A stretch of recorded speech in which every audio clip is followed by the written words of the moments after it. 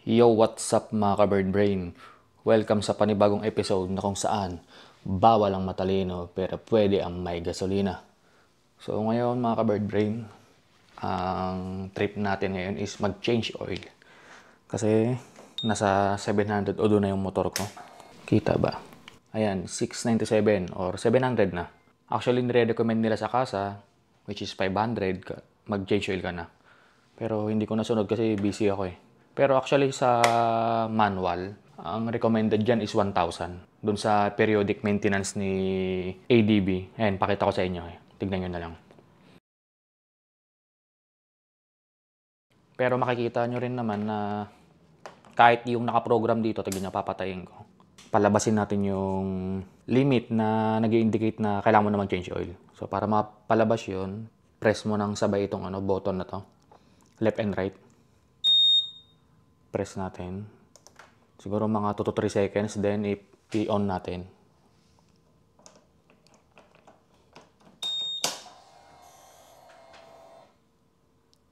Ayan, so makikita nyo nagbi-blink yung oil change. Kung makikita nyo, 303 pa yung kilometers na kailangan ko makonsumo. So ibig sabihin nga, kailangan 1,000 talaga bago ka mag-change oil. Yung first change oil mo.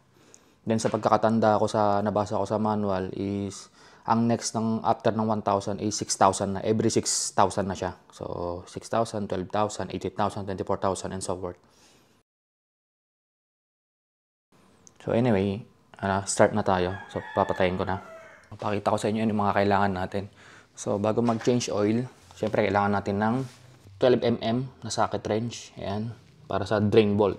Then long nose para sa mamaya pantanggal ng oil cap.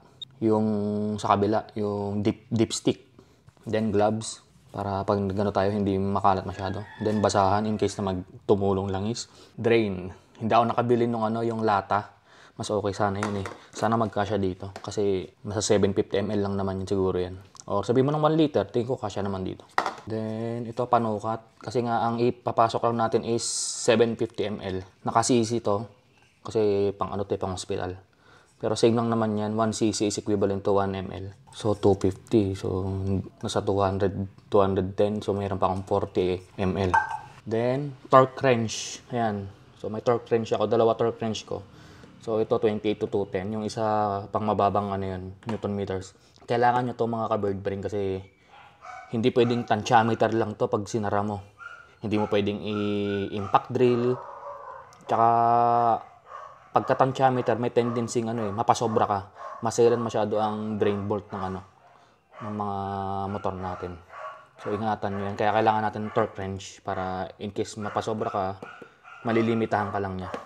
So ang torque wrench ng drain bolt ni ADB is 24 mm yata. Ay 24 Newton meters yata. I-double check ko na lang mamaya. Nakalimutan ko pero parang 24. Then syempre, one and only langis. Try ko lang tong long ride kasi marami ako nakikita sa group na ito yung ginagamit. Try lang natin. Kaya ako kumuha ng ganito kasi wala akong panukat. Ayun, walang indicator. So ang gagawin ko, magtatapon ako ng 250 ml para 750 lang maiwan. So ang mangyari, yung 250 niyan, tapon ko na talaga. Pero rin yun kung tutusin kasi nasa 400 to eh. So mga 100 din yun. Para makaipon ako ng pang isang change oil, kailangan ko ng 3 beses na mag-change oil. Kailan pa yun? 6,000, 12,000. Kailangan ko pa hintayin yun. Tagal. Yung langis ko nun, medyo madumi na yun pagka, syempre na-expose. Unless dito ko siya naiwan. Pwede ako mag-ipon ng 3 langis na nakalagay sa original na lagayan. Pero kung nilabas ko na siya, in-expose ko na, tapos itatabi ko ulit, medyo delikado. Kaya huwag tayo manghinayang. Ayaman nyo na lang. Tatapon ko na lang yung 250. Kumbaga ibabalik ko na lang din dito yung madidrain ko. Then yung 250 sama ko dyan. Then ibabalik natin sa gasolinahan kasi huwag nyo basta-basta itatapon kung saan-saan ang mga langis. Bawal yun. Pwede nyo ibalik dun sa mga gasoline station. Sila na bahala mag-dispose. Then dito, ito yung para yung sa strainer. Hindi ko to i-drain kasi first change oil ko pa lang naman eh. Sa na lang to sunod. Sa next change oil ko na lang. Pati yung gear oil, hindi muna ako mag-gear oil kasi nga first change oil ko pa lang naman. Recommended nila every other change oil yata yung gear oil. Tas ito, parang same yata. Pero basahin ko na lang sa manual. Yung iba kasi ginagawa, syempre may marami nang pambili, pang gastos, sinasama na to. Kada change oil, linis ng linis, sobrang linis. Pero hindi naman talaga totally kailangan ganun. Pero bahala na kung ano mangyari sa mga susunod na change oil natin. Ayan, so proceed na tayo. Ito pa pala, nakalimutan ko pakita sa inyo. Bumili ako nito.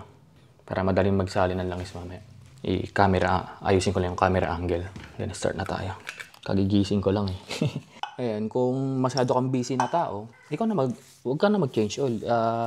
Pagawa mo na lang sa labas. Kaya ko lang naman ginagawa ito pansarili kasi unang-una, ayun, may tools ako. Ang laki ng tool set ko, kompleto ko sa tools. Anong silbi niya kung di ko gagamitin? Although, mura lang ang labor sa labas, pero pag inipon mo, panlangis din yun, di ba? Tsaka at least ito, natututo tayo. Lagay ko lang tong gloves sa kamay ko. Parang masikip tong nabili kong gloves. Mali. Parang mapupunit. So, pangit yung nabili kong gloves, hindi mapasok maigi. Di bale, ito na lang. So, pakita ko sa inyo, ito yung drain bolt. Ayan. Yan yung drain bolt. Sana lang talaga sumakto tong ano. Okay, banat. Make sure nakapasok maigi. Ang pagtanggal is counterclockwise. Ayan, counterclockwise. So, pag nakaharap ka sa motor, ito, nakaharap ako sa motor, ang balya mo is pa-left, hindi pa kanan, hindi pa ganito, pa-left dapat. Or counterclockwise. Pag nasa ilalim, pag ganitong posisyon, nagbumukha siyang clockwise, kasi clockwise pa ganyan eh. Pero, kung tutuusin, counterclockwise yan. Kasi, kaya siya nagmukhang clockwise kasi nakabaliktad ako eh. Pero, para di ka na lang malito, pag ito, nakaharap ka, pakaliwa ang kabig mo. Kaya lang, nilalapat ko lang maigi kasi mahirap na, okay, isang balya lang. Ayan, okay na. Nabalya ko na. Tapos ano na lang natin. Kuha na lang ako ng plastic, saglit lang. Kasi tutulo yung langis yan sa kamay mo eh. Pag-drain natin. At least kahit paano may protection. Para-paraan na lang tayo. Yun. Dito ko napupunasan tong drain bolt. Ito yung drain bolt. Then ito yung washer. Itong washer na to guys, ang recommended dito is every change oil. Kailangan mo itong palitan. Pero sa case ko kasi, hindi ako nakabili. Itong ring na to, itong washer na to, hindi ako nakabili. So ngayon, tipid muna tayo. Ito muna gamitin natin kasi okay naman siya eh. No? Hindi naman siya pipipi. So double check nyo lang din.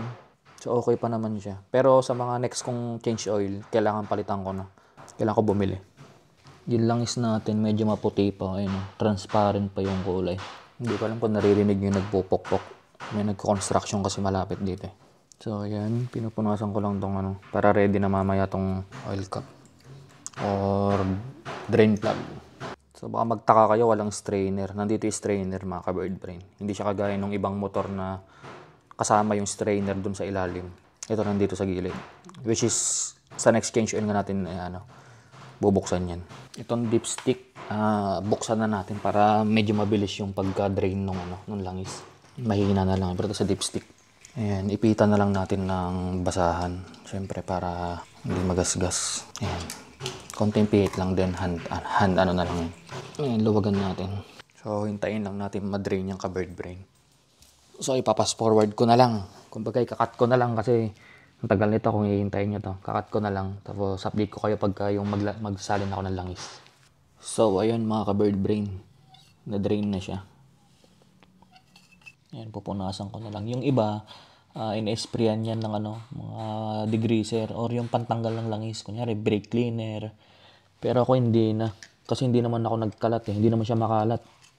Siguro, kung meron akong yung tawag dito, yung skid plate or yung engine cover, kasi may tendency kumalat yun eh. Yun, pwede. Pero ito hindi naman nagkalat eh. Kung may kalat man, dun lang sa kanyang mismo drain. Pupunasan ko na lang yan. Then, ibabalik na natin yung drain bolt. Make sure na masama nyo yung washer ha. Baka makalimutan nyo. Kunyari, papalitan nyo yung washer, baka makalimutan nyo ibalik. Hand tight lang yan dapat. Hindi pwedeng direkta yung sakit kasi mamaya hindi nakalapat. Mabubungi yan. Ayan, so lumapat na siya. Then, higpitan muna natin. Ayan, may higpit na. Ngayon, ito torque wrench na natin. So, ito yung torque wrench. Mga ka-bird brain, itong mga ginagamit ko. Kung gusto nyo malaman kung saan ko nabili, ilalagay ko na lang sa description, yung mga link. Itong torque wrench ko, itong pan-change oil. Mura lang itong mga to. Parang 150 lang yata to. Itong torque wrench nakalimutan ko. Medyo mahal din. Tapos yung gloves, ito, marami to eh. Kaso hindi kasi sa akin, mali yung size na nabili ko. Ilagay ko na lang sa link description. Pati yung langis na rin, ito. Para di na kayo mahirapan. So, isa-set natin to sa 24. Gagawa na lang ako ng hiwalay na video nito kung paano mag-set ng torque wrench. Ayan. So, isa-set ko na lang siya ng 24. Exercise muna natin. Highest to lowest torque. Masyado palang malaki. Ito doon tayo sa sa isa. Sa 28 na to eh. Baka magkamali ako ng tansya pagka binawasan ko.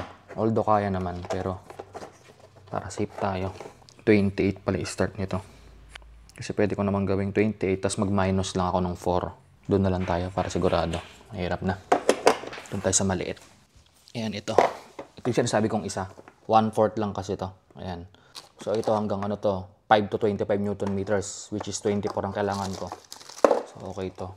Yung isa, pwede naman yun. Magma-minus ka lang, kaso medyo diskumpiyado ako. Dito na lang para sigurado tayo. Nakaset siya sa 23, then plus 1. So, since puro point 1, point 2, nasa 8, then dalawang guhit. Hindi ko lang po nakikita nyo, pero anyway, bago ka naman bumili nito, syempre aaralin mo kung paano siya gamitin. Which is madali lang naman.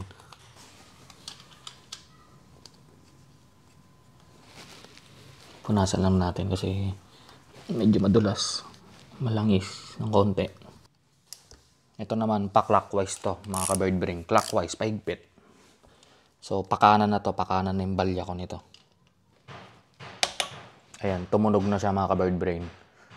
Ang torque wrench, pag tumunog na siya, yung pagka binabalya mo, ibig sabihin yun na yun. Nasa limit ka na ng 24.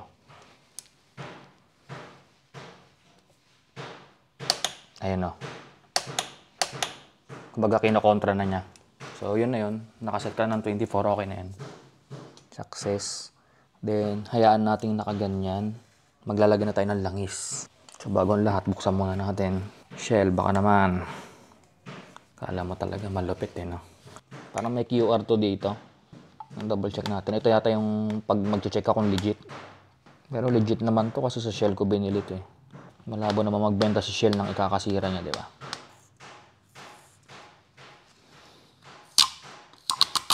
Yan yung code. Scanin nga natin.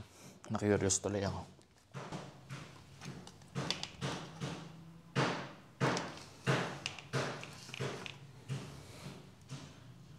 Ayan, so pagka-scan mo, ito lalabas. Pupunta ka sa Shell na website. So legit yan. Wala tayong pang tusok. Lang. Babawas tayo ng 250 ml.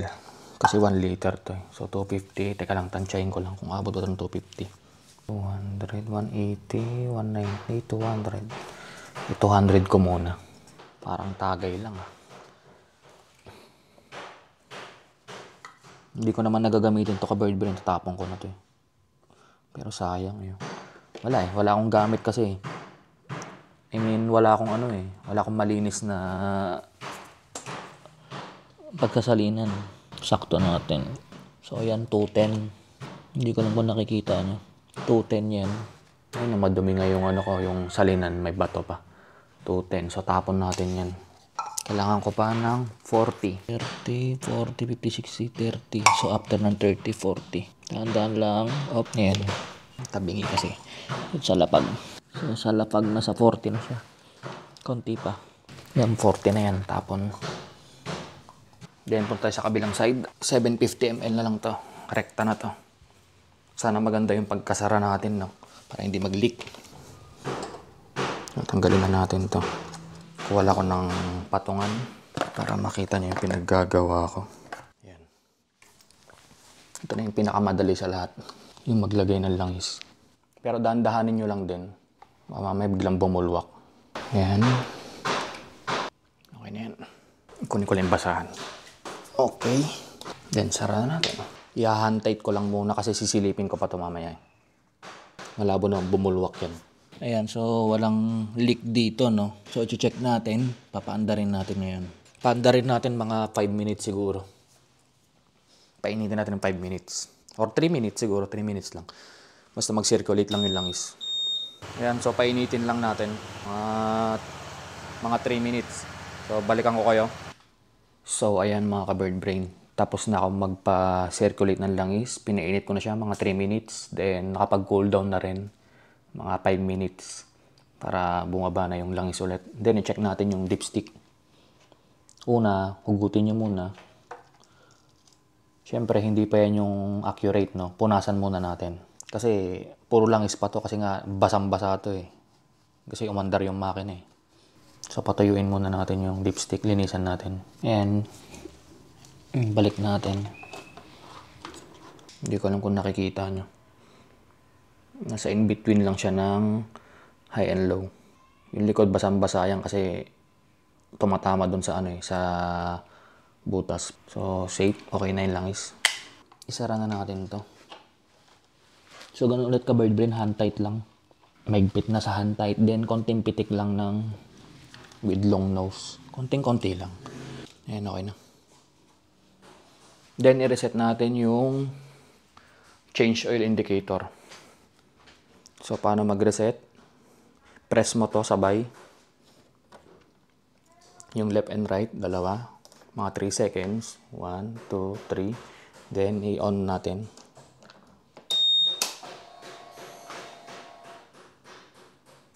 Yan. So, makikita nyo nagbi-blink. Yan yung kanina na may remaining pa akong 303. Ngayon, i-reset natin. Press natin yung right.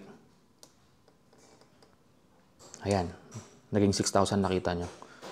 So, ganun lang yung pag-reset. So, pag-reset is make sure naka-turn off. Then, press nyo to mga 3 seconds. Yung left and right. Then, tsaka nyo i-turn on.